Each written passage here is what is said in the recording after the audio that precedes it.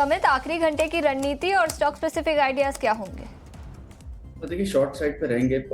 Recently हमारा view cautious ही रहा है, और जब 24 200 तक रिबाउंड भी आया था तभी भी हमारा यही मानना था कि हम 23,500 के नीचे स्लाइड हो सकते हैं।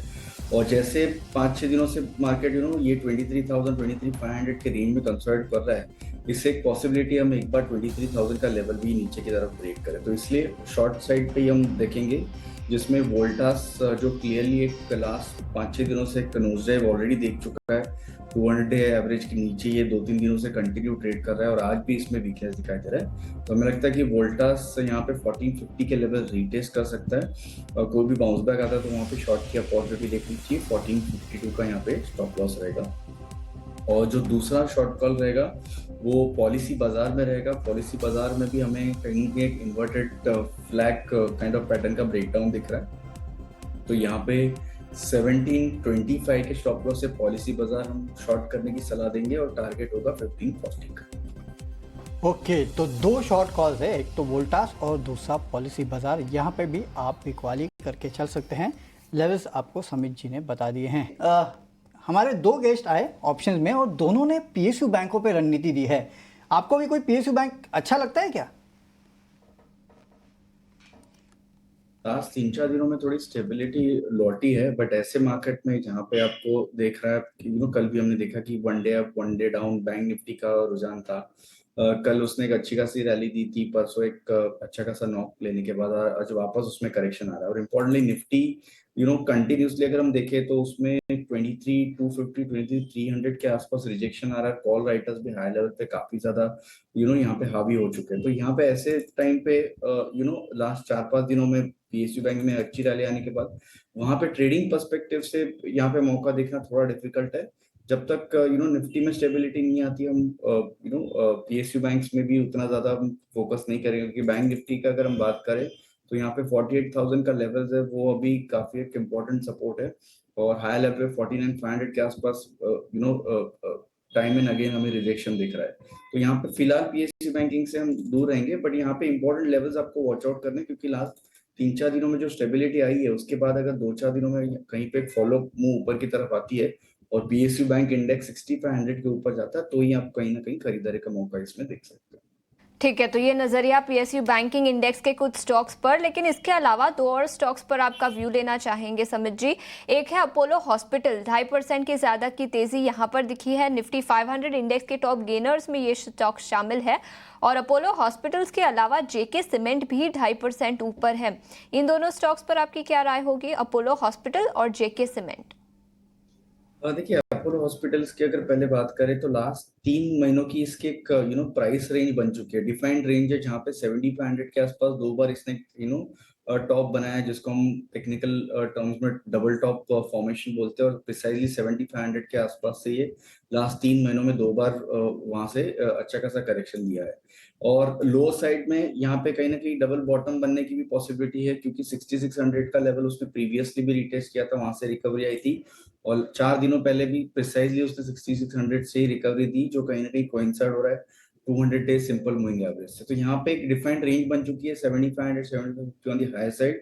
और जब तक 6600 का लेवल अपोलो हॉस्पिटल होल्ड कर रहा है, ये रेंज उसमें कंटिन्यू रह सकती है। जेके सीमेंट की अगर हम बात करें तो ओवरऑल सीमेंट स्पेस में एक अच्छा खासा ट्रैक्शन लास्ट 1-2 हफ्ते से हमें दिखाई दे रहा है। और जेके सीमेंट में यहाँ पे उसने 4350 से एक अच्छी रिकवरी दी है। बट आपको थोड़ा अगर ये स्टॉक में कंफर्मेशन के साथ अगर ट्रेड लेना है तो 4850 का ब्रेकआउट होने की यहाँ पे वेट करनी चाहिए, क्योंकि वो एक मल्टीपल ब्रेकआउट है और वहां से एक कप एंड हैंडल पैटर्न का ब्रेकआउट भी कंफर्म हो सकता है। तो जब तक 4850 ब्रेक नहीं होता, जेके सीमेंट में आपको एक रेंज दिखेगी 4850 ऑन द हायर साइड और 4350 on the lower side. Oberoi realty के साथ और एक स्टॉक है जिसकी आज जोरदार पिटाई हो रही है, और वो भी नतीजों के बाद, और वो है डिक्सन टेक। तो डिक्सन टेक में इस तरह की भारी भरकम गिरावट क्यों है, गिरावट की क्या वजह है, ये बताने के लिए हमारे साथ हमारे सहयोगी शरद दुबे जुड़ चुके हैं। शरद, बताइए इस तरह की गिरावट नतीजों के बाद क्यों? जी बिल्कुल, तीसरी तिमाही के नतीजे तो स्ट्रॉन्ग आए थे, लेकिन बहुत सारे फैक्टर्स हैं जिनमें हमने लेके आए हैं रिसर्च में, जहां पता चलता है कि क्या अहम 5 रीजंस हो सकते हैं डिक्सन टेक के गिरावट में। सबसे पहले वित्त साल 2026 के जो वैल्यूएशंस देखे तो अभी महंगे लेवल्स पे, और कुछ ट्रेडिंग अगर बात करें तो कुछ B2C कंपनी से ज़्यादा महंगा जो है डिक्सन टेक आ रहा है। लगभग 106 टाइम्स के जो पी के आंकड़े देखने मिल रहे हैं। अगर फॉरवर्ड बेसिस पे देखें तो ये आंकड़ा 83 टाइम्स का है, ब्लूमबर्ग का डेटा कह रहा है।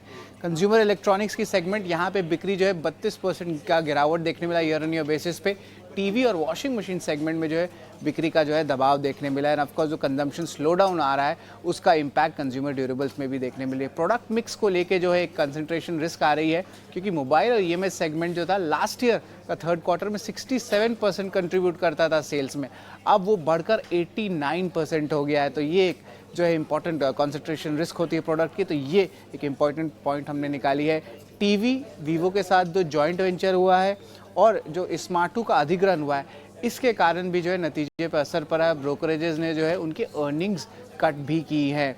और ऑफकोर्स याद रखिए, जो डिस्प्ले मैन्युफैक्चरिंग की जो फोरे करने वाली है कंपनी एक टाइप से बैकवर्ड इंटीग्रेशन के लिए, तो उसके कारण जो है स्ट्रीट को जो है क्लैरिटी नहीं आ रही है कि इसका यूसेज कैसे होगा। और ऑफकोर्स तो थोड़ी देर पहले ही हमारे सिस्टर चैनल ईटी नाउ में जो है मैनेजमेंट ने क्लैरिफाई भी किया था कि ये जो है सब्सिडीज़ जो है स्टेट और गवर्नमेंट सब्सिडीज़ भी लेने वाले हैं अगर ये नए बिजनेस में जाते हैं, तो एक सब्जेक्ट टू जैसे टाइप की बयान आई है। लेकिन अगर शेयर की चाल की बात करें तो एक महीने में गिरावट आई है, 15% में गिरावट डिक्सन टेक में देखने मिली है।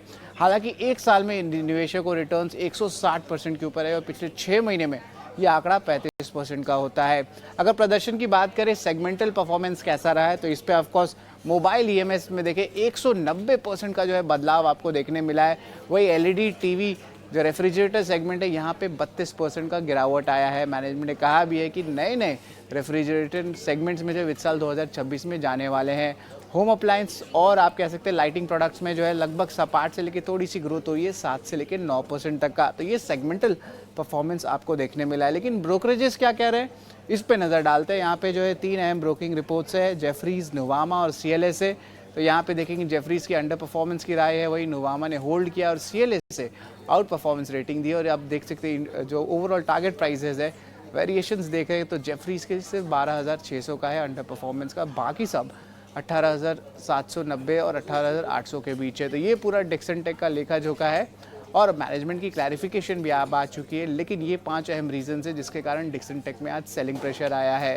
कैसे देख रहे हैं? और साथ ही साथ ये डिक्सन टेक के स्टॉक पे सबसे पहले सर राय दीजिएगा कि टेक्निकली ये कैसा लग रहा है? Good afternoon. देखिए, अगर डिक्सन की पहले बात करें तो डिक्सन में हमने काफी एक स्ट्रॉन्ग नोज ड्राइव आज देखा है। इनफैक्ट लास्ट 3-4 हफ्तों से ये स्टॉक थोड़ा स्लगिश था। एक रैली के बाद कंसोलिडेशन, बाद में एक अच्छा खासा हमने करेक्शन ये स्टॉक में देखा था। रिसेंट जो 5 दिन की उसकी रिकवरी आई थी वो एक ही दिन में इसने एंगल्प किया और 89 एक्सपोनेंशियल डे मूविंग एवरेज के नीचे ये स्टॉक अभी स्लाइड हो गया है। तो यहाँ से डेफिनेटली अगर आप स्ट्रक्चर वाइज भी देखें तो लोअर हाइज का स्ट्रक्चर उसका अभी कंफर्म हो चुका है, जो एक डाउनवर्ड ट्रेंड, एटलीस्ट एक शॉर्ट टर्म डाउनवर्ड ट्रेंड का इंडिकेशन होता है। तो यहाँ से ये स्टॉक में करेक्शन और गहरा सकता है। 14,500 से लेके 13,800 के आपको नेक्स्ट लेवल्स ये स्टॉक में आने वाले कुछ दिनों में दिख सकते हैं। और जब तक अभी ये 17,500 17,800 का लेवल ऊपर की तरफ सरपास नहीं करता है तब तक ये stock sell on rise candidate है। ओके, तो स्टॉक जो है सेल ऑन राइज कैंडिडेट है और आपको इंपॉर्टेंट लेवल्स जो है यहाँ पे समित जी ने बता दिए।